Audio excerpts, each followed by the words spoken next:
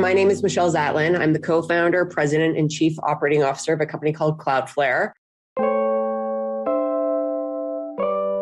I am panicked about that the loudest voices seem to get heard the most.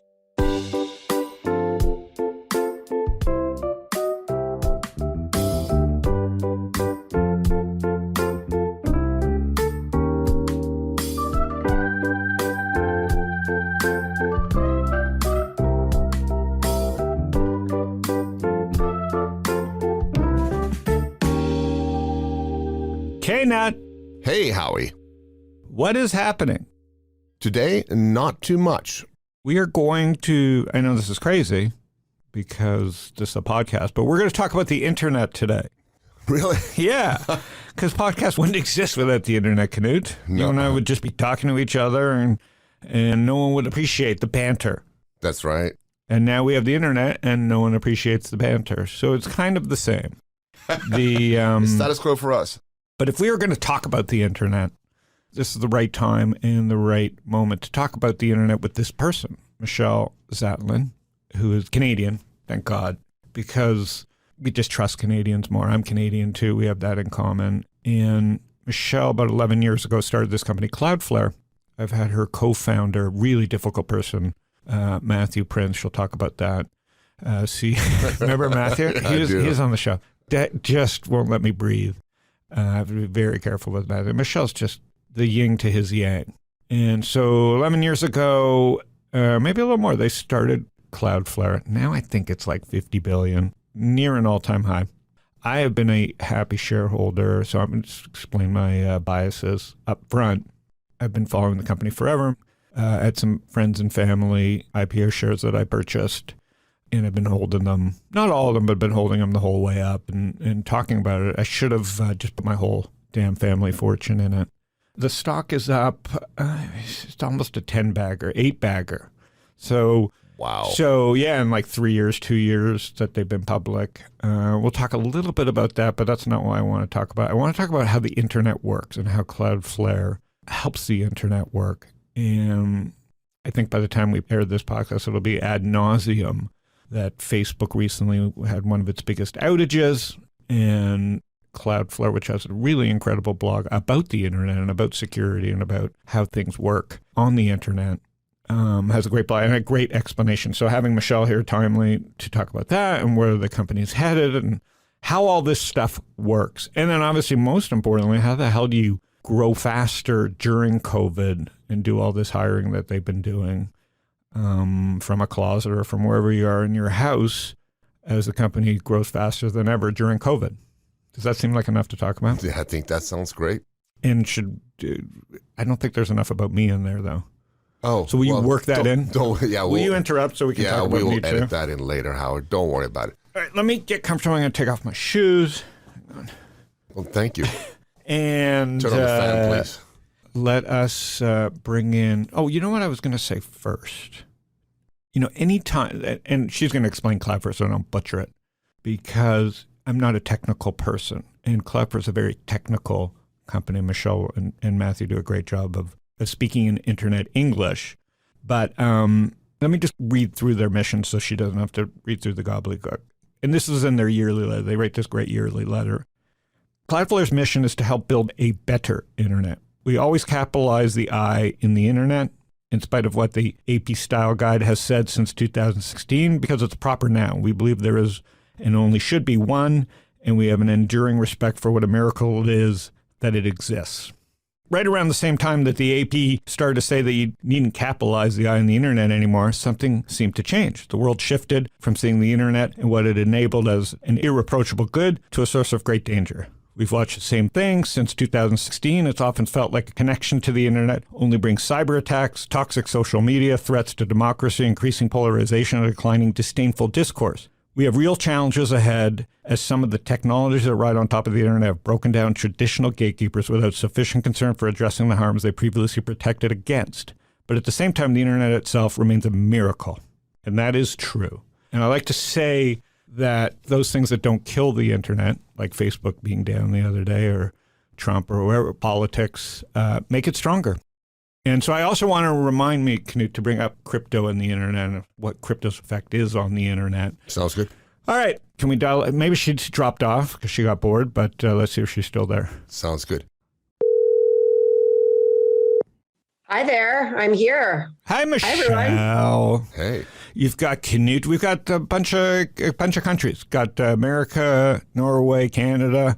Got a lot of stuff going on in this little podcast. So where are you today? I'm in San Francisco today at my house, working away, and excited to connect with you and Knut. Where are you, Howie? Well, I'm in Phoenix. We were talking about the internet. I was reading a bit of your last yearly letter, and I shared it on my blog the other day because, you know, I've had the pleasure of knowing you guys since the beginning. You know, you hit me up on Twitter, or I hit the world up on Twitter trying to go to see a movie at Sundance, and you and Matthew responded to that tweet, invited me into line. You didn't invite me to invest, but you said, have her come bud in front of us in line, and we've been friends ever since. That's about right? That is. Actually, you know, I kind of forgot about that story until you said it, and I have I know you can't see me, but I have a big smile on my face because we reached out to you on Twitter and we met up in Sundance. I mean, way before you would want to invest in Cloudflare, Howard. It was really early days, and we have been friends ever since. So how'd you meet Matthew? Oh, that's a great story too. Matthew and I met at business school. So we were doing our MBAs at Harvard Business School. I'm Canadian. I had moved down to the US to go to business school at HBS. And the one thing that I don't think people understand about Harvard Business School is it's actually a huge school. There's about 900 students every year that do their MBA there. And so this big class, and they take the 900 of us and they break us up into what they call small sections. So 90 kids or students per section. And so it's all by, you know, someone designed, some wizard in the back end designs the sections. And Matthew and I were in the same section. We were section D.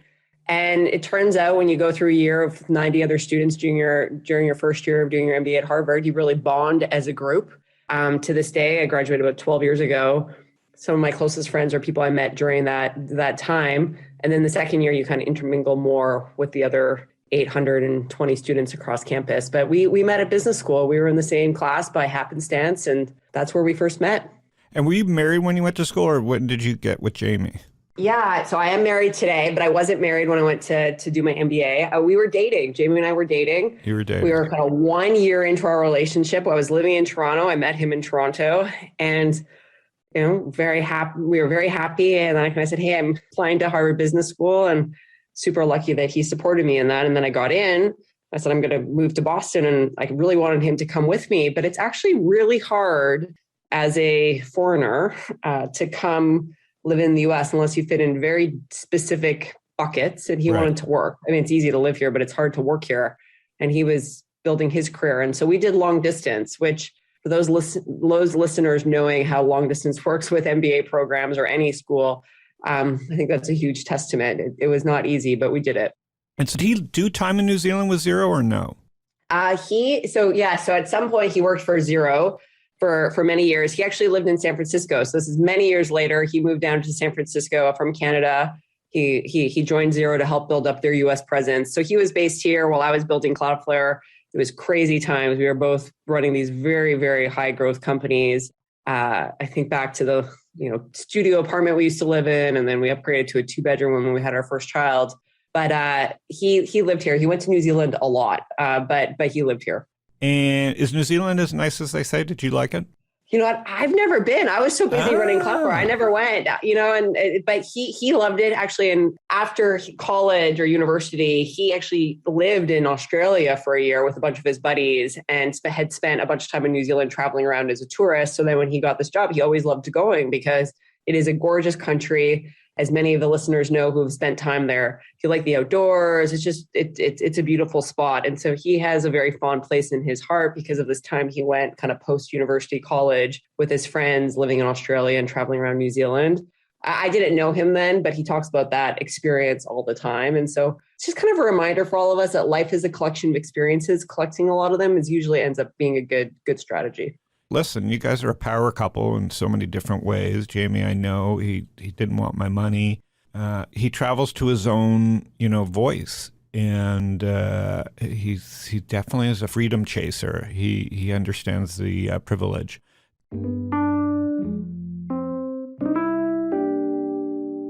So now let's talk about the company. I gave the mission, but if someone pulls you over in the street, because you always probably, it's not like saying Google, right? But yet, at a $50 billion company, you're one of 100 companies at these type of valuations. Tell me what Cloudflare is. I'll be happy to do that. But when you're just asking your question, I wanted to add in the word yet.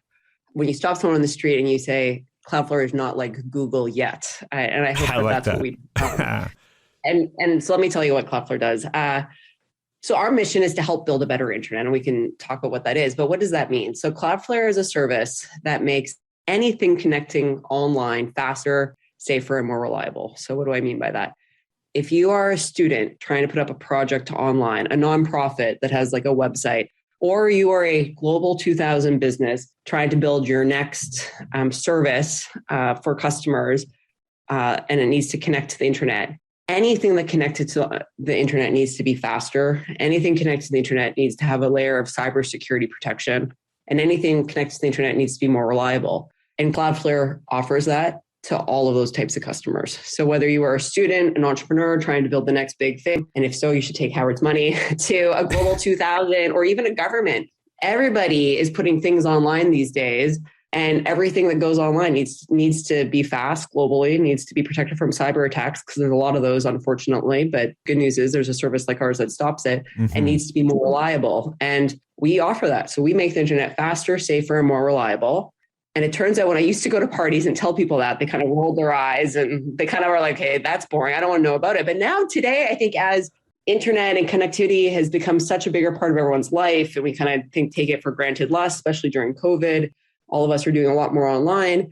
People are like, oh, that's interesting. Tell me more. And so it's been an amazing experience the last 11 years building Cloudflare. And I love to say that we make the internet faster, safer, and more reliable for a lot of people. And you do. So, and I'm StockTwit's a happy customer. I'm sure a lot of my portfolios are happy customers. So now what prevents Howietown, my company, from doing this? Who was the company that inspired? Is it like it's like an Akamai or a Google? Like, how do you wedge yourself into saying that, forgetting saying it, because, we could all just say, go AAA internet security in the phone book and say we make the web faster. So I'm trying to understand the wedge in at the time and where we are today, and what was the inspiration for this? Yes. Yeah, this is a good question. And if you like, my mom was a history teacher. So I'm going to give you a quick history lesson to the audience. Yes. And so if you go to so how do we even come up with this idea and how do we do it is, I think the how is super interesting, but also how do we come up with the idea? And then how do we what's the technology we built to actually execute on it? Both those are, I think, good lessons. So the first was, 15 years ago, before Cloudflare was even created, before Matthew and I had even known each other, if you were a big company, so if you ran a big bank, JP Morgan, any big bank, just pick any big bank, whatever country you live in, they cared a lot about cybersecurity, and they had big teams working on it, and they got cybersecurity through hardware boxes, and that's kind of like what they did, and they also cared about being fast for their online customers, and it was through different providers. And you kind of think, why was that even the case? And if you go back, my history lesson begins if you go back to the beginning of the internet, when the inventors in the internet, if you go back to the initial protocol papers, security was at the bottom, and it said security to be completed at a later date. And so security was never by design into the internet, and neither was global performance, and neither was reliability. Good point. And neither was privacy. And so what's happened is, and it's because when they originally designed the internet, they thought they were connecting academic institutions so they could share research back and forth. And it was just, and it's become this, in our founders letter we just wrote a few days ago, we talked about the internet being a miracle. It has turned out to be a miracle. Think about how it's enabled so many of us, so much business, the communication, commerce, connecting, bringing people, the education, rise of education, information around the world. It's enabled all these things, but the people who created it didn't know that. It's become much bigger force in all of our lives than we knew. And so this security to be completed at a later date, which was meant from what it was originally designed for, made a lot of sense. But now that it's become such a big part of business and people's daily lives, it turns out that cybersecurity is really important because it wasn't designed by default. It's getting put in after the fact. And same with performance, and same with reliability, and same with privacy, really, which is one of the big topics you hear a lot about today. And I think that the best way to describe Cloudflare, where we kind of had this aha, was, can we help make the internet faster, safer, and more reliable for everyone? And when Matthew and I met, there was solutions. If you were a big company, if you were JP Morgan, you had fine cybersecurity solutions, but for the rest of the world, they had nothing. So like for your blog, there'd be nothing. Or for your small business, there was nothing because everything costs a lot of money. And so the aha Matthew and I had really early on, and Lee, who was the third co-founder, Matthew, Lee, and I, was, could we create a service that made the internet faster, safer, more reliable for everyone, whether you're a small business or developer, all the way up to the global 2000. And we had a professor at HBS called Clay Christensen. He's a very famous strategy thinker. He wrote a book called The Innovator's Dilemma. He's since passed away, which is really sad, but he leaves a huge impact on the world. And if you've not read his book, I highly recommend that you go read The Innovator's Dilemma. And the whole point of strategy, and this is great if you're an entrepreneur or an investor trying to evaluate opportunities and whether these things are sustainable, was, and Matthew and I both took his class at HBS, and we were just, kind of eager MBA students.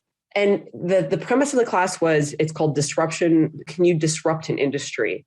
And again, we saw that if you were big companies, you're buying these big hardware boxes to get cybersecurity, but it was only accessible if you had a lot of money and a lot of technical talent. And we kind of said, can we democratize that? Can we open that up?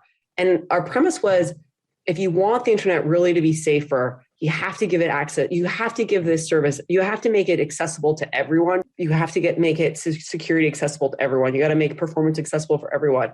Because if not, you're going to have a huge bifurcation where only the biggest companies win. And I like an internet where you can go do lots of things on it, and the small businesses and the cool fashion designer can rise up, and they don't have to buy everything at, enter a big box store there. And I think that was kind of our initial thread that we pulled on. And fast forward today, we have over 27 million internet properties that use our service. And some of those are developers and small businesses and nonprofits. And then 19% of the Fortune 1000 are also using Cloudflare. And it turns out it's this very universal need where it doesn't matter how big or small your project is, everybody needs some sort of digital armor. You need like that digital bouncer protecting you from all the threats online. And you need a personal trainer to be fast and spiffy. And that's kind of what Cloudflare is. We're like the internet's digital bouncer meets personal trainer for any size business. At StockTwits, we started out as like, oh, we'll build a community. Like, look at Twitter, for example. We're a mini version, and we have our little house rules that last for about 3 seconds without people trying to break them. And so we... me who doesn't know how to code or anything in 2007, where we're building this thing, I'm like, we'll just put our rules up and people will obey. And obviously they don't, but that's just the actual people on the line, forgetting about the bots and the attacks. And I didn't even know that something like this existed and how small a world it is. And how many times I've had to call you or Matthew. Obviously I'm not supposed to call you, but I know you. So I get to call Matthew and go, Matthew, fix this. Like, what's going on? Is it the Russians? Is it the WHO? And so a quick question then, if there's 27 million internet properties, Cloudflare is just a directional bet on the internet because 27, it's not that 27 million, the pie is growing, correct? Yes. Yeah. Okay. Yes. The pie is growing. And so crypto is good for the internet. Like Chris Dixon said, well, the way and this helped me think it through around crypto is like, people always talk about, what's going to disrupt who and who's going to disrupt what. But in the end, the pie is growing. Like the crypto doesn't disrupt Google. There'll be thousands of companies that eventually will have to do customer acquisition on Google. Not everything. Decentralization has its cost too. And crypto must therefore be fantastic for Cloudflare, no?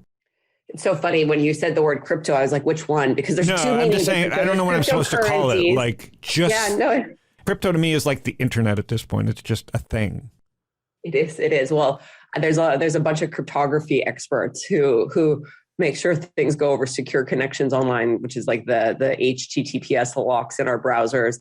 And that field is called cryptography. And I would say that the folks who study cryptography, and there's a lot of experts, we employ a lot of them. There's a lot of people around the internet. We should be all very thankful for them to help make everything more secure, fundamentally down to the core, are a little bit irked that the cryptocurrency has been able to take the shortened word to crypto. But yes, yeah. Good point. Yeah, it's side inside internet joke that I feel like every time I hear that word, I'm like, which one are you talking about? Which crypto? But what I mean, and crypto to me just means, and again, maybe I don't know what I'm talking about, but decentralization, let's call it. The whole redoing of everything, or whatever we're going to call what cryptocurrencies or blockchains are, sounds to me like 27 million internet properties is tiny. Oh, it's so, I mean, there's so much, I mean, yes, there's so much more to go. But 70% of the web uses Cloudflare service, just to give you a sense of, and so that's amazing. But there's also, that's why we show up every single day to help another set of customers. And, it's interesting just on this point is, like some things that I don't think are so obvious. So maybe I can just use two examples to help highlight it to the customers. So we're both a big company and a small company, depending on how you look at it, right? Like it depends on which lens. If you compare us to an early stage startup, obviously we're a huge success story. We have all these customers, we're public, we have real revenue, we have a market cap, we have a lot of employees around the world. But then if you compare us to some of these $1 trillion, like some of these other very large companies, we're still small. So it's interesting which lens you use on. But so our company, Cloudflare, so on behalf of all these 27 million internet properties, every day, Howard, how many cyber attacks do you think we protect our customers from? How much, like the technology we've built, how many cyber attacks, if you add up all the ones trying to attack StockTwits and all the other companies that use Cloudflare, how many attacks do you think we stop on a daily basis? I don't know, 10,000. Okay, awesome. 80 billion. That was my next guess. Knut said low. Knut had his thumb down. I was going to say 75 billion. 80 billion. It's a crazy number. But is that machines or is that actual bad? That's not 80 billion. It's a little bit of everything. Yeah. It can be machines. I mean, most of that's machines. It's not all people. It's a lot of machines, but it's somebody's behind those machines directing them. And they're like little robots online looking for backdoors and vulnerabilities and scraping. And some of them, like there's lots of reasons. Who's behind it is a whole other conversation, but it's just, if you just think about that, you're like, that's a huge number. And back to, that's why all of these, anything going online, it's your refrigerator, it's your car connecting online, it's your blog, it's a website, it's whatever you're doing online, needs some sort of, again, digital bouncer just to stop these 80 billion, like these security bots that are going around trying to find vulnerabilities. And the good news is our technology solves it. Like we just kind of put it in front and everyone behind us is protected, which is kind of one of those points that's not obvious. And you're like, wow, I had no idea that there are so many vulnerabilities online. Now, is there a Cloudflare shopping cart for the small business? Because you just said it yourself. You have the big business, which is 19% of Fortune 2000 or 1000. I forget what you said. And then there's StockTwits. And then there's maybe even, you say, a media company with 3 writers. I go to Cloudflare, is there a shopping cart that says, do you want the wet market version or the lab version? You know what I mean? Like, is there a shopping cart that says, this is what you need? How do you know what you need is my question. Yeah, I know. This is the point where we tried to make it really simple early on when we said we want to make it accessible. So we kind of have a free service. So literally anybody with anything should just sign up for the free service. It's a no-brainer. And then we have a $20 a month service. So it's, if you have it's a small business owner, photography sites, that's media company with 3 writers where you're just getting go to hobbyists, self-employed, some sort of self-employed business. Like that's a really great, you get extra security, extra performance, extra reliability. We have a $200 a month plan. So you get, and that's different. That's, that's a 10 times step up. And then we'll get a lot more. So is there a part of Cloudflare then that goes to call on Shopify, say, you can have the institutional grade version that every store that comes onto Shopify is there upsell there? How does the product sold? Is it sold or is it purchased? It's both purchased and then sometimes sold. And I love that you use Shopify. They're another Canadian huge success story. What an amazing I'm now company. Out of Canadian companies, but go ahead. Nortel would be my next one. Lulu. Right, I know. Well, Lulu. I think there's a lot of people working hard to create the next step, but yes, the point taken. And Shopify is a customer, exactly, because they have all these merchants around the world. And so they're trying to help when you sign up for Shopify, is there a badge that says Cloudflare Protected, or is that something you negotiate? I'm just, as a salesman myself, I'm wondering, I'm trying to find a job on the side. Yeah. Could I work for Cloudflare? No, but is that how it works? So there's sometimes companies sign up and offer it to all of their platform, I would say. So they decide to adopt it and everyone on the platform gets access to it. And there are other companies who say, okay, we're going to distribute Cloudflare to all of our end customers. And it is, powered by Cloudflare, and click here to add it. And so we've seen both sort of distribution channels. And it depends. In Shopify's case, they've made the decision, this is table stakes to offer to our merchants. And so it's just integrated into their infrastructure by default. So any Shopify merchant gets access to it. And that's great. Like Shopify and Cloudflare work together. They get access, the merchants all benefit, and it's all behind the scenes. There are other examples where, if you're a WordPress user, Cloudflare is something you could add on in addition to WordPress, for example. In a plugin. But WordPress has become such a nightmare for me. I have to know how to use the internet. And that's why there's obviously competition to WordPress. They were at one point, like you were 19% of web pages. And so now you'll face the same type of problems as as you get bigger, how to service all those customers. Sounds like you guys have really thought it through beautifully. I guess to interrupt, my next question would be, how do you know it's working? Like for the cynic on the internet, which is about 85% of internet users, how do you know Cloudflare is working? Well, yeah, it's so interesting. So it's one thing to identify this problem, and then it's like, how do we solve it? And then how do we know that we're solving it? I think those are really important pieces. And so we could geek out on this all day long, but it's actually kind of a really cool aha that we had. And what was happening when Matthew and Lee and I started Cloudflare, and we didn't really know, you don't really know when you're in a trend, but in retrospect, this is what was happening. The rise of the cloud became this opportunity. And so it was this world where big companies were buying hardware boxes to solve this problem. But cloud computing was becoming really big. And I remember this is back in 2008, 2009. And, you're reading a lot about AWS and about big companies will never really use that. Well, that turned out to be incorrect. I mean, this is the business. Same with Azure, same with Google Cloud.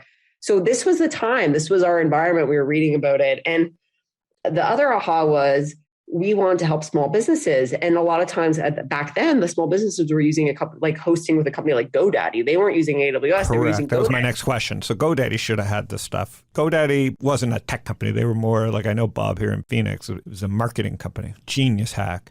Right. And it was one of these things where we were like, well, if we want small businesses using GoDaddy and big companies using Cloudflare, you literally can't, because we were like, okay, we have this idea. How do we end up with a cloud service? We deliver all of this through large. Right. If you network. invent this if you guys are in business school in 2006, this idea never even happens because the cloud's not there. Exactly. Got it. And there's also some other things like the rise of the iPhone. Bandwidth was coming online because all of this content was going online. It was driving the price of bandwidth. The iPhone, like some of the CPU, it just some things were happening that made it almost the perfect time to start a service like Cloudflare. And we happened to take advantage of that. And so we started to build what we said is, hey, we're going to build a global network. So Cloudflare, we are in 250 cities around the world. So we're very close to where people and those bots that are trying to do bad things are connecting online. And because we're very close, we're at the edge, we're very close to where, you're in Phoenix, Cloudflare has a point of presence in Phoenix. I'm in San Francisco, we have a point of presence in San Jose. If you're in France, we have a point of presence in Paris and Lyon. We have point of presence in Marseille, many places across France. And the point is we're in 250 cities around the world. And at each of those points, we say, when you connect, if you're a malicious visitor, we say, oh, wow, we've seen you trying to do bad things before. We're going to stop you locally. So you never get past the Cloudflare point of presence in that city. And if it's a legitimate visitor, you're on vacation in Italy and it's like, great, well, we know Howard, that you have a good reputation online. We want to make your experience better. We want to be that personal trainer. We want to speed it up and make it reliable. Oh, I would love to be pushing some knobs at Cloudflare. I can make some lives miserable. So, so why not Coronado? It seems like an important place. Why can't we have an edge office there? I'm happy to staff it. We will talk about it. Let's figure out a way to do it. But that's they have golf, Jamie. Maybe Jamie and I could part-time that thing. Well, and we keep saying, how do we go closer and closer? And so we actually just announced, how do we go into office buildings? So within a city, how do you even go into more places? And the point is as everything becomes more digitally enabled, and again, back to a toaster and like your toaster at your house or your fridge, the closer you can do these things, the better the experience. And so we're really rethinking what it all means and building it. And so what's interesting about kind of like how we've done this is we are a very technical company. We build infrastructure for the internet. We move a lot of bits around the internet. And it's amazing, but it's very technical low level. And what we've done has been very differentiated. Like how we're solving this problem is different than how people solved the problem before us. And that was, again, something we kind of came up with as we built as entrepreneurs. And it's become really the differentiation to our technology. And we think a sustainable one. And we are very proud of what we've done. And we think we're well positioned to help all of our customers and future customers to kind of evolve in this very fast innovation world of the internet. Like it's changing much more quickly. Even I work in it every day and I'm just like, it feels like there's another shift going on. Things are going faster and just more things are connecting, more ideas, more, like the number of companies starting and building and scaling, all these sorts of things going so much faster. You got to be future-proofed against that. And this is back to, you said, it's like Cloudflare is kind of a bet on the internet. Anything connected needs to be faster, safer, more reliable. It's got to happen in the network layer. You got to be really close to where all these devices and people are connecting. We think we are the furthest along in that. Love that.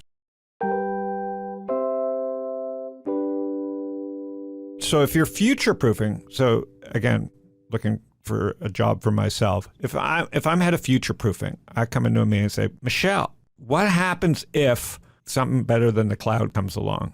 What's the warning sign? Or is it just, there's no switch overnight?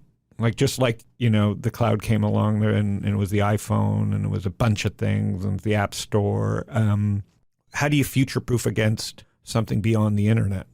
Yeah, it's so interesting. And so this is where, so let me make 2 points. The first is, so the internet is a network of networks, and then there's the web, and those are not the same things. And I want to make that point for the audience. Okay. The web is part of the internet. It's like an application that runs on top of it. So that's point one. The web has evolved a lot. We started with Web 1.0. I remember when it first came out, it was basically information sharing. I could go and click on links to get information, like AOL dial-up.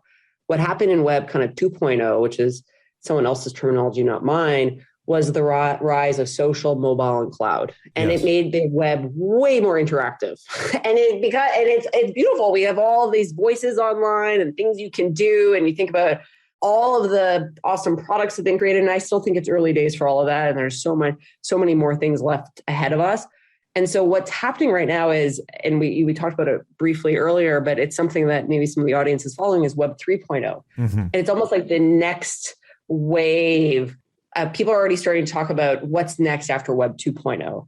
But Web 3.0 is based on the internet. And it's not something new. It's this subsection that keeps evolving. And I mean, at the core of it, and there's so much great writing about it. It's still early. It's going to change 25 different times. But if that's something you're interested in, you should continue to read about it because it feels like it's gaining steam. But the premise is the following.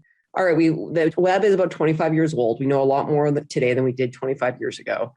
There's so many amazing things that are happening. There's some things that aren't so amazing. There's lots of problems with the Web 2.0 too, by the way. Like there's bullying online, information, like disinformation. Like there's just lots of things that are also bad. But at the crux of how I would describe it is the following. The people who created the internet and the web, what they really, one of the principal foundations to all of this was that it's decentralized. And how there's been some centralization on the Web 2.0, these big companies that have been created. And they including ourselves, the browser companies, and they all work together, which is why the experience is better for all of us. But there's a group saying, hey, we have to reach the full potential of this idea. We want to make it more decentralized. We don't want to have these targets for cybersecurity attacks. And so they're trying to figure out, and cryptocurrency is part of that. Blockchain is part of that.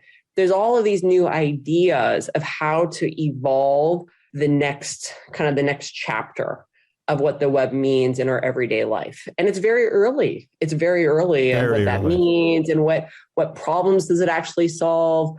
But there's a lot of people working on it, and it's hard to predict the future. It's so hard to predict the future. It's very hard to predict the future in technology. But there's a bunch of people who are trying to show, hey, if we do it this way, here's how much better something will be or how much cheaper it'll be. And better might be faster or might be less friction or something else, maybe data. But that is kind of the core of what's going on. And, there's been a lot of things like the data privacy around the current generation. There have been some really bad actors where they've kind of mistreated people's personal information. And And there's a group of people saying that we can do better than that. How do we make it so the data belongs to yourself? Your personal information belongs to yourself, and create services and companies around that. And so it's a whole new lens, but it's very early days. It's kind of like the Wild West, very early. It's civilization. We had the Big Bang. It's a fresh Big Bang. It'll be in 100 years, people say, was the internet round or flat? That's where we're going. That's how big the internet is, and the web, or whatever we're going to call it, is just a reincarnation of civilization in a digital way. And so, I don't know what to call it, but yes, Web 1.0, which was like a quotron for me. It was like stock prices and I guess weather. And Web 2.0, which really got me hooked. And it's so funny because I didn't know you, but I made early bets on identity. We were, in Phoenix. It was back then. It wasn't the cloud. So my thought was better just insure yourself because you're going to get screwed. You're going to get hacked. So that was LifeLock. And because that just made sense to me as a non-technical person. It's like, you're fucked. If you go on the internet, someone's going to take your social. It's inevitable. So you might as well insure yourself. Being at the center of the internet, as you guys are, how do you guys split up as co-founders? Was it when the three of you were partners, was it 33, 33, 33 from the beginning, or was it different? Can you share a little bit about that? Sure, I will. It was different, actually. It was not a third from the beginning. We had different backgrounds. We brought different things to the founding team. Matthew owned more and Lee and I owned less, and that's what we agreed to. So you call yourself co-founders. How do you split up president, COO, and how did you fit into these roles? Is it like, how do you break up the day between the two of you, let's say, as CEO and president, COO? Just like the web, Howard, it's evolved. It's evolved. And I say that because, I know you have a huge entrepreneur following. And for the founders listening out there, these things aren't set in stone. They're much more like, they're more like built in sand. And I kind of wish I had internalized that early on. So that's why I'm telling all the founders listening that, what you pick on day one can evolve over time as things change, because there's going to be lots, as your company grows and you go through the different chapters and evolutions, the company needs different sorts of things. So today, how it is, and I feel like the luckiest person, I love my job, is I run all the go-to-market functions. So what does that mean? It means anything where how we work with our customers in a push or pull way. Sometimes our customers come to us, love that, and sometimes we go to them, and I love that too. And so sales and solutions engineering and customer success and customer support and marketing, like all of those communications, all of those functions report up into me, and as well as our people team. So how do we get great people to come work for Cloudflare? Howard, you've said a couple of times you want to work for us. I'll just say this very clearly. We are open for hiring. We'd love to talk to anybody. We are hiring across all of our teams. We are growing. We have about 2,000 people around the world. If you're interested in coming to help make the internet better, we'd love to definitely talk to you.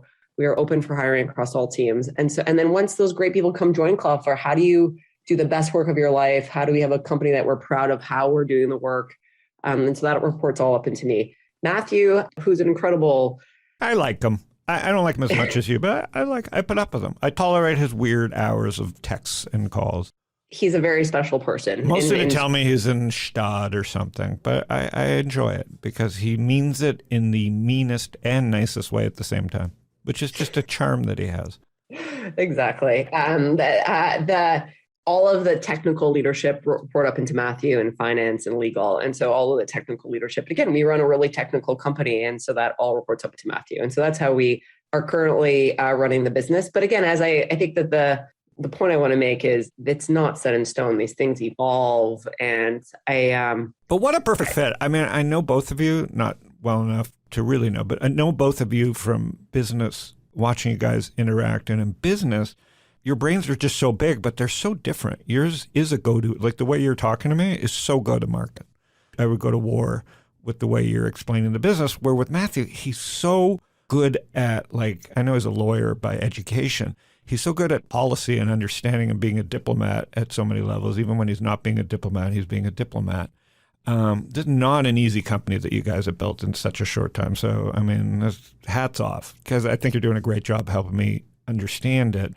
And, I trudged up my nephew Jeremy there as an intern, and what he had, first of all, he's a smart kid. That's why I brought him. But like what he had to go through to get hired as an intern was like military grade. He could do any job after, right? It wasn't like at StockTwits where you were CEO for the day if you showed up. There's a little bit of a regimen, Knut, at Cloudflare. So on a go-forward basis, is there a worry, if you're 19% of the Fortune, is there a pushback to say we can't let Cloudflare be over 30% of Fortune 2000? Is there a pushback from, how do you deal with that? When's the penetration become scary? So this is one of the things where as you understand more about the internet and the web, and again, I think it's part of everyone's life. So we all have to become better, have better digital literacy. Like it's not going away. And so kind of this pack, so like it's just changing. And it's like, if you don't know a lot about it, start to learn now, because in a year you'll be more of an expert. Yeah. And so your question is a good one. And I think that I really believe, and whether we like it or not, this is what's going to happen, is anything connecting to the internet is going to have to go to a service through a service like Cloudflare. Got it. And we won't be the only company that provides that, but there will not be very many, because what we do is hard and it takes real CapEx costs. Like we spend a lot of money on CapEx to be in those 250 cities and soon to be all the office buildings. And moving traffic around the internet is not easy. But that's where all the value comes. That's why it's not easy. That's why businesses get so many value out of it. It's like, wow, this makes everything faster, safer, more reliable that I can't get somewhere else. And so I think that there's going to be a couple large players like we saw on the cloud computing side. And that's why I think who runs these companies matters a lot. I think Matthew and I take this very seriously. We deliver a ton of value to our customers and play an important role in the internet. And we take that seriously. I think a lot of the companies who are very large also take that seriously. And I think that's good and important. Mm-hmm. Because even if that makes you uncomfortable, a part of me feels like it's inevitable, because it's just, there's so much value. It's just so hard. If you don't, you are exposed to attacks, and being small just is not an option. Scale really matters, because you got to be everywhere, and to be everywhere you need money, and to be to justify the money you need customers, and it becomes this flywheel. You have the customers, it makes everything better, and then you build better products, and it just becomes this flywheel. And so we're just heads down, making sure that we deliver a ton of value to our customers in a way that we're really proud of. And when you think about Cloudflare's values, we have three: we're transparent, we're curious, and we're principled, and we pick those very deliberately. I love that. And I was expecting that type of great answer, which is like detailed and on point. And I agree with you. Like people ask me, Howard, it's all internet companies. I'm like, but the internet is just starting. Why do I want to own copper and energy and fashion? I get how they're all connected to the internet, but at the same time, I want to get as close to the internet as possible.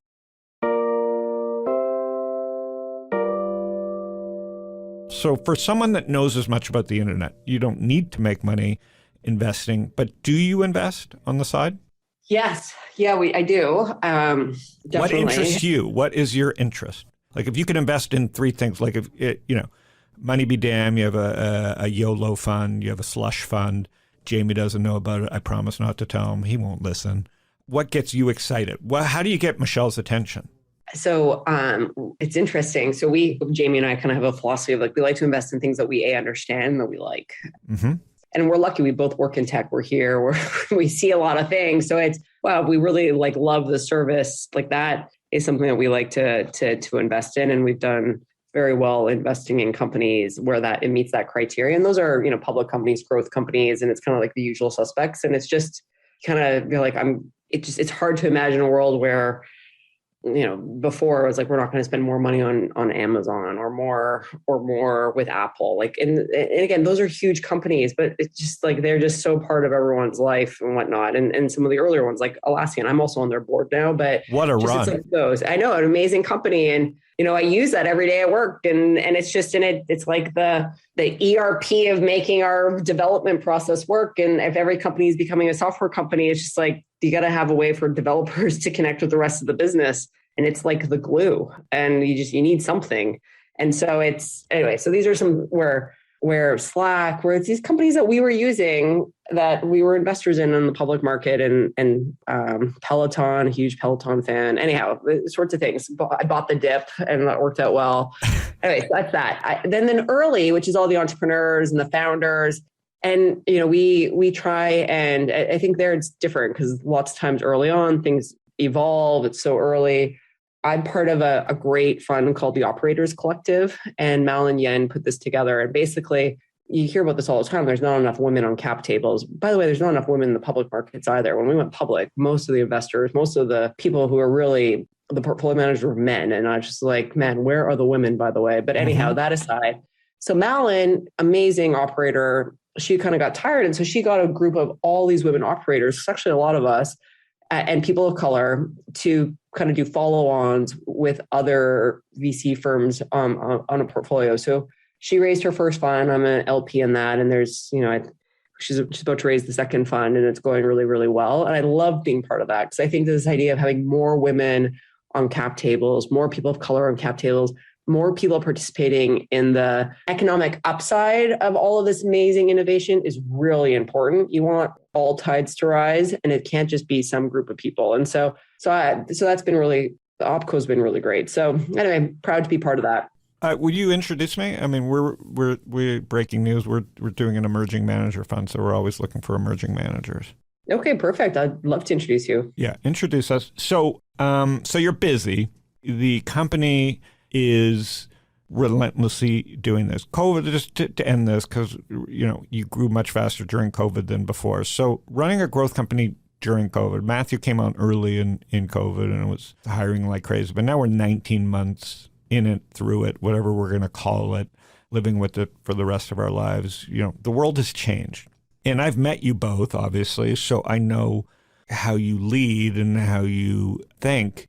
How has that changed? How do you do all this thing through COVID? How did it work? What was the big change? Well, it was a huge change for us, as many businesses, where we were definitely a company that came into the office every single day. Like, we were an office first company. It was just, I was going there every single day. I mean, we had 17 offices around the world, so there was a lot to pick from, but we were in the office every day, and we were pretty dogmatic about that, I would guess. And then overnight, we all weren't in the office. We were all at home. And again, I think that's for a lot of businesses that rings true. It was just like, wow, we were all together and all of a sudden we weren't. And, there's like the IT systems, how you access information, your VPN, all those sorts of things that you have to get right. But what was interesting is it basically put a stress test on all of our systems. And, a lot of those things got better really quickly because we had to, like, out of necessity of like keeping the business going. Because at the same time, what was happening at Cloudflare, which is super interesting to our business, was, again, if you think about what Cloudflare does, we help make internet traffic faster, safer, more reliable. What happened when everyone stopped going to the office? They were at home online every single day. So internet traffic basically doubled overnight in every single country around the world. In a 2-week period, internet traffic doubled. And a lot of that traffic was going on to a provider like ours. It was chaotic, like, talk about chaos, and in the best possible way. But at the same time, this incredible pride from our team of like, we have to help our customers. Our customers were or customers who onboarded really quickly, because like, oh my God, like, we're falling over. We need that. Back to my silly analogy of a digital bouncer, like, we're getting attacked, because not only did traffic go up, like, attacks went up. And so everyone needed something. And so we were so busy. Our traffic doubled. Imagine something doubling overnight. It's just a lot. We were already working at huge scale. That's just like really big scale. You're personally going through all these things. We're all at home. So it was a hard time, but I would say that what was amazing to see as a leader, and these are the stories you don't really get told in business, and I wish more of these stories got told, because I think more people would choose to join tech and business because it's a great profession, is around just this immense pride of, all right, step one is I got to take care of myself. Step two, I got to take care of my family at home. And of course, that's really important. We're all going through this public health crisis. But step three is I got to show up and help our customers keep the internet together, because if not, it may fall over. And like, that would be a problem. And it's kind of like our customers need us more than ever. And turns out, like, people love to be productive. Humans really want to be part of something and have an impact to be productive. And just like, our team just rose to the occasion and not only took the products we already had and helped extend them, but we created new products to help with new set of problems that we saw because of what happened. And like, an example is the vaccine distribution. So if you thought about it early on in the vaccine distributions, I don't know if anyone remembered the headline where there was scarce supply. And so these communities or cities would do vaccine distributions and people would go to sign up. There'd be a huge rush. People were like, I want it. And you think about it, a huge rush. It's a hard thing to scale for these small community healthcare sites. They fell over. They kept falling over. And it's actually the wife of somebody that works at Cloudflare and her name's Kate, said to her husband, I thought Cloudflare helped make the internet better. Can't you do something here? And he brought it to work, and we're like, we can. And we couldn't we don't do shots in the arm. We don't do that. But we can make a waiting room so that when people are going to sign up for the vaccine distribution, it doesn't fall over. And that's important for trust online. You got to believe in that. And everyone has their fair shot to get access to the vaccine. So we have something called Project Fair Shot. We call it that, a fair shot. And we don't make money doing this. But man, our team came together.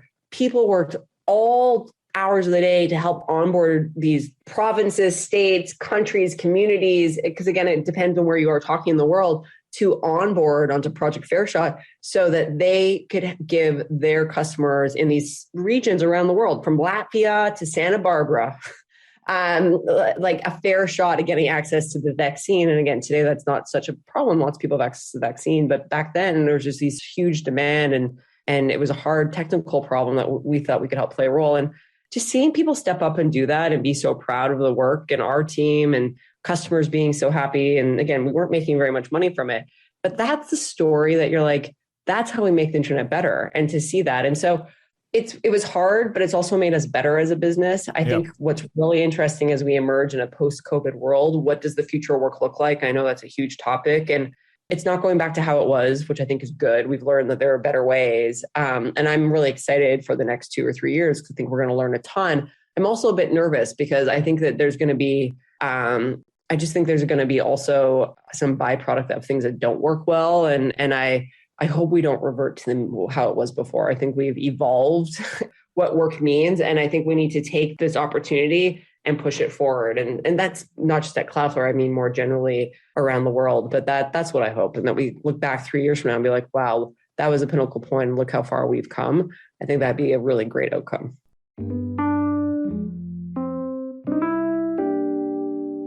One last question. I'd love to have the time to go backwards and what kind of household turns out someone as great as you, but we don't. So I got to let you go. But Facebook being down, what does it look like inside?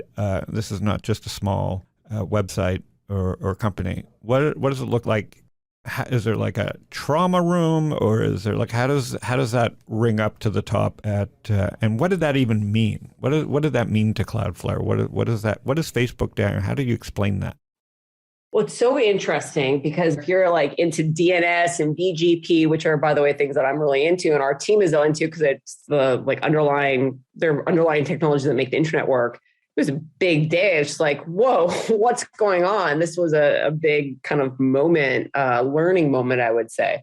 And so from the, it's one of those things where I was like, wow, it's pretty cool that like DNS that I talk about every day is like all of a sudden coming in really handy. A lot of friends ask me like, what's going on? And I could actually explain. I texted you. I go, well, she goes, oh, this is a good day for us DNS geeks. That's what you're texting me back, but I don't even know what that means. So just in English, exactly. What does it really mean? Yeah, what does it really mean? So I think that like at the end of the day, what it means is for all of us, and again, I'm really big on digital literacy. Like you should, if you don't understand any of this, you don't have to be experts, but don't lean in, like just learn a little bit more. This is not going away. It's only going to become more important. So I fundamentally believe that. And so what Facebook going offline meant for 6 hours is it's a reminder that the internet is very complex and interdependent. It's an interdependent system of millions of systems and protocols working together, which is beautiful. It's beautiful that it's like millions of these systems and protocols working together. And it's super complex. And like there's something really elegant about that. And so that's if there's one thing. But what happened with Facebook was they went offline for 6 hours and it was an internal mistake that caused it. And they have a lot of smart people working on it. And for Cloudflare, it really meant very little things. I mean, there were some, secondary order effects that happened, but they're not a Cloudflare customer, had nothing to do with us. But we were just like, wow, as technologists who understand how the internet works, how can we help explain this to the world? And what is, and by the way, okay, based on what we know what happened to them, and what ended up happening is they lost access to what you would call a control plane to go fix the problem. They knew they had a problem very quickly. And what their problem was, the best way to explain it is, think about you're mailing a letter. Okay, you're going to mail a letter online. You put an address. Mm-hmm. So you know where the letter is going. So, and then there are a bunch of routes to get from Phoenix, Arizona to, let's say you're mailing something in New York City. There's lots of different ways you can get there with the post office, not just one route. The internet's the same way.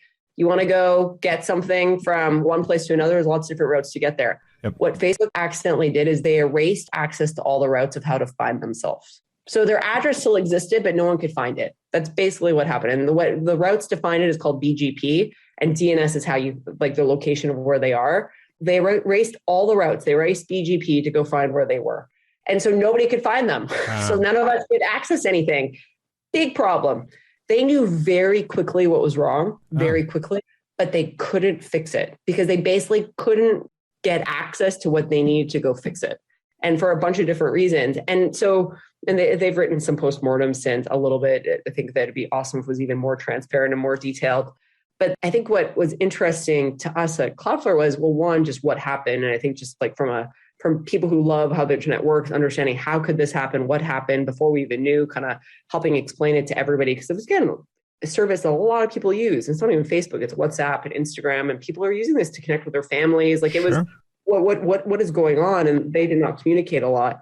But what was super interesting, and I think that this is something that I encourage everyone's team, if you work at a company, to encourage your team to go, it's like, if that happened to us, what could we tighten up now so we are stronger as a business? And so it's almost like, how can we learn from Facebook's mistakes to all get better as an industry? Because again, the internet's complex and it's interdependent systems of millions and millions of systems and protocols working together. It is going to happen again. It's going to happen to somebody or something visible. So how do we make all tides stronger? And I think that is this constant evolution of learning from others, people's mistakes. We all get better is a good takeaway from what happened with Facebook. We should use this to all get better as the internet. Yeah, that's great. Is there any chance that it was foul play, or is it just a mistake? It was a mistake almost always. What's interesting is because of the routes, this thing called BGP, which is again the routes to get to where they live. Like that's really the best analogy I can use. Every time there's a BGP mistake, it's almost because it's a mistake, not an attack. Got it. It's almost always and there's a term for people who follow this. It's called fat fingered. Like it's a mistake, and it's kind of like, how can one mistake bring down something like that, and then why did it take so long to restore it?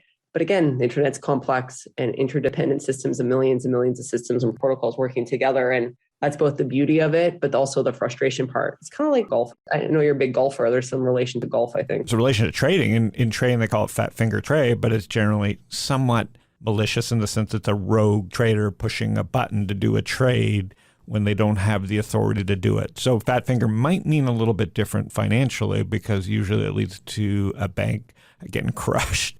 I mean, you don't hear about fat finger trades that go, oh, I killed it. I had a great trade with this fat finger. Generally, it's different. So that is fantastic. Well, I've taken up more than the hour, so I'm going to let you go.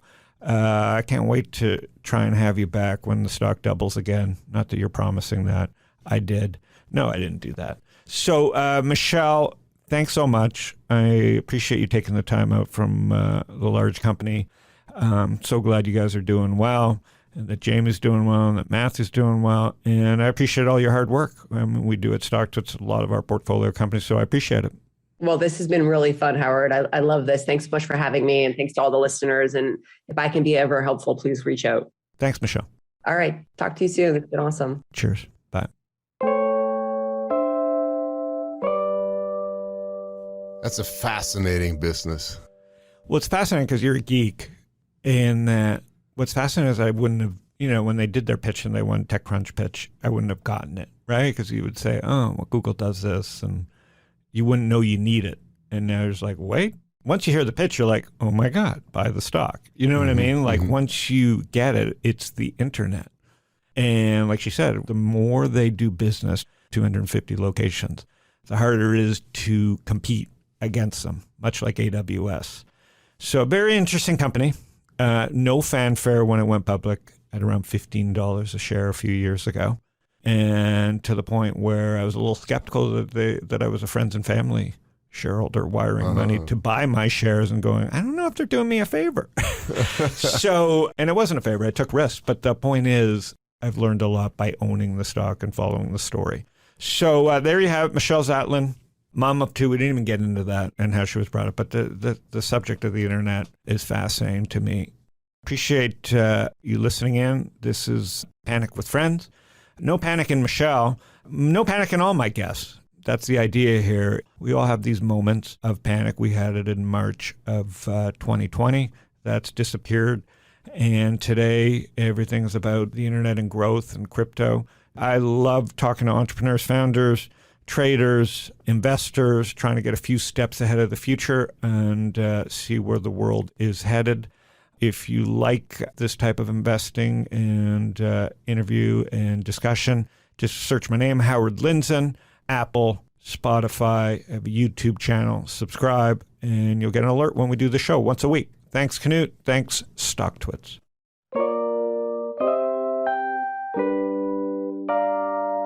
Howard Lindzen is the founder and general partner at Social Leverage. All opinions expressed by Howard and podcast guests are solely their own opinions and do not reflect the opinion of Social Leverage or StockTwits. This podcast is for informational purposes only and should not be relied upon for decisions. Guests may maintain positions in securities discussed in this podcast. Interesting, because if you're like into DNS and BGP, which are, by the way, things that I'm really into and our team is into because it's the like underlying technologies that make the internet work. It was a big day. It's just like, whoa, what's going on? This was a big kind of moment, learning moment, I would say. And so from the, it's one of those things where I was like, wow, it's pretty cool that like DNS that I talk about every day is like all of a sudden coming in really handy. A lot of friends ask me like, what's going on? And I could actually explain. I texted you. I go, she goes, oh, this is a good day for us DNS geeks. That's what you texted me back, but I don't even know what that means. So just in English, What does it really mean? Yeah, what does it really mean? So I think that like at the end of the day, what it means is for all of us, and again, I'm really big on digital literacy. Like you should, if you don't understand any of this, you don't have to be experts, but don't lean out, lean in, like just learn a little bit more. This is not going away. It's only going to become more important. So I fundamentally believe that. And so what Facebook going offline meant for 6 hours is it's a reminder that the internet is very complex and interdependent. It's an interdependent system of millions of systems and protocols working together, which is beautiful. It's beautiful that it's like millions of these systems and protocols working together. And it's super complex. And like, there's something really elegant about that. And so that's if there's one thing. But what happened with Facebook was they went offline for 6 hours and it was an internal mistake that caused it. And they have a lot of smart people working on it. And for Cloudflare, it really meant very little things. I mean, there were some, secondary order effects that happened, but they're not a Cloudflare customer, had nothing to do with us. But we were just like, wow, as technologists who understand how the internet works, how can we help explain this to the world? And what is, and by the way, okay, based on what we know, what happened to them, and what ended up happening is they lost access to what you would call a control plane to go fix the problem. They knew they had a problem very quickly. And what their problem was, the best way to explain it is, think about you're mailing a letter. Okay, you're going to mail a letter online. You put in an address. So you know where the letter is going. So, and then there are a bunch of routes to get from Phoenix, Arizona to, let's say you're mailing something in New York City. There's lots of different ways you can get there with the post office, not just one route. The internet's the same way. You want to go get something from one place to another, there's lots of different routes to get there. Yep. What Facebook accidentally did is they erased access to all the routes of how to find themselves. So their address still existed, but no one could find it. That's basically what happened. And the routes to find it is called BGP, and DNS is how you, like the location of where they are. They erased all the routes. They erased BGP to go find where they were. And so nobody could find them. Wow. So none of us could access anything. Big problem. They knew very quickly what was wrong, very quickly, but they couldn't fix it because they basically couldn't get access to what they needed to go fix it. And for a bunch of different reasons. And so, they've written some postmortems since a little bit. I think that'd be awesome if it was even more transparent and more detailed. But I think what was interesting to us at Cloudflare was, well, one, just what happened. And I think just like from people who love how the internet works, understanding how could this happen, what happened before we even knew, kind of helping explain it to everybody. Because it was, again, a service that a lot of people use. It's not even Facebook, it's WhatsApp and Instagram, and people are using this to connect with their families. Like it was, what is going on? And they did not communicate a lot. But what was super interesting, and I think that this is something that I encourage everyone's team, if you work at a company, to encourage your team to go, it's like, if that happened to us, what could we tighten up now so we are stronger as a business? And so it's almost like, how can we learn from Facebook's mistakes to all get better as an industry? Because again, the internet's complex and it's interdependent systems of millions and millions of systems and protocols working together. It is going to happen again. It's going to happen to somebody or something visible. So how do we make all tides stronger? And I think that is this constant evolution of learning from others, people's mistakes. We all get better is a good takeaway from what happened with Facebook. We should use this to all get better as the internet. Yeah, it's great. Is there any chance that it was foul play, or is it just a mistake? It was a mistake almost always. What's interesting is because of the routes, this thing called BGP, which is again, the routes to get to where they live, like that's really the best analogy I can use. Every time there's a BGP mistake, it's almost because it's a mistake, not an attack. Got it. It's almost always and there's a term for people who follow this. It's called fat fingered. Like it's a mistake. And it's kind of like, how can one mistake bring down something like that? And then why did it take so long to restore it? But again, the internet's complex and interdependent systems of millions and millions of systems and protocols working together. And that's both the beauty of it, but also the frustration part. It's kind of like golf. I know you're a big golfer. There's some relation to golf, I think. It's a relation to trading. In trading, they call it fat finger trade, but it's generally somewhat malicious in the sense it's a rogue trader pushing a button to do a trade when they don't have the authority to do it. So fat finger might mean a little bit different financially because usually it leads to a bank getting crushed. I mean, you don't hear about fat finger trades that go, oh, I killed it. I had a great trade with this fat finger. Generally, it's different. So that is fantastic. Well, I've taken up more than the hour, so I'm going to let you go. I can't wait to try and have you back when the stock doubles again. Not that you're promising that. I did. No, I didn't do that. So, Michelle, thanks so much. I appreciate you taking the time out from the large company. So glad you guys are doing well, and that Jamie's doing well, and that Matthew's doing well. And I appreciate all your hard work. I mean, we do at StockTwits a lot of our portfolio companies, so I appreciate it. Well, this has been really fun, Howard. I love this. Thanks so much for having me, and thanks to all the listeners. And if I can be ever helpful, please reach out. Thanks, Michelle. All right. Talk to you soon. It's been awesome. Cheers. Bye. That's a fascinating business. Well, it's fascinating because you're a geek, and that what's fascinating is I wouldn't have, when they did their pitch and they won TechCrunch pitch, I wouldn't have gotten it, right? Because you would say, oh, well, Google does this, and you wouldn't know you need it. And now it's like, wait, once you hear the pitch, you're like, oh my God, buy the stock. You know what I mean? Like once you get it, it's the internet. And like she said, the more they do business, 250 locations, the harder it is to compete against them, much like AWS. So a very interesting company. No fanfare when it went public at around $15 a share a few years ago. And to the point where I was a little skeptical that I was a friends and family shareholder wiring money to buy my shares and going, I don't know if they're doing me a favor. So, and it wasn't a favor. I took risks. But the point is, I've learned a lot by owning the stock and following the story. So there you have it, Michelle Zatlyn, mom of two. We didn't even get into that and how she was brought up. But the subject of the internet is fascinating to me. Appreciate you listening in. This is Panic with Friends. No panic in Michelle. No panic in all my guests. That's the idea here. We all have these moments of panic. We had it in March of 2020. That's disappeared. And today, everything's about the internet and growth and crypto. I love talking to entrepreneurs, founders, traders, investors, trying to get a few steps ahead of the future and see where the world is headed. If you like this type of investing and interview and discussion, just search my name, Howard Lindzen, Apple, Spotify, I have a YouTube channel, subscribe, and you'll get an alert when we do the show once a week. Thanks, Knut. Thanks, StockTwits.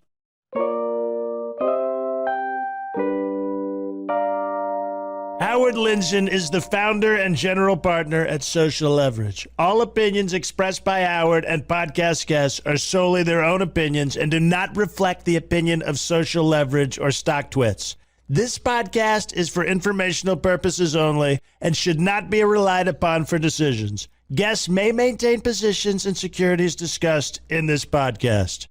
We had it in March of 2020. That's disappeared.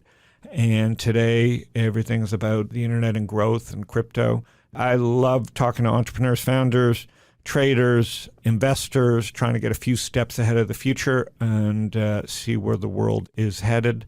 If you like this type of investing and interview and discussion, just search my name, Howard Lindzen, Apple, Spotify, I have a YouTube channel, subscribe, and you'll get an alert when we do the show once a week. Thanks, Knut. Thanks, StockTwits.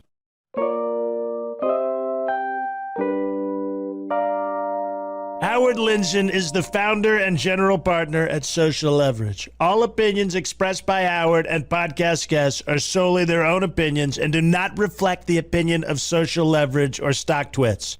This podcast is for informational purposes only and should not be relied upon for decisions. Guests may maintain positions in securities discussed in this podcast.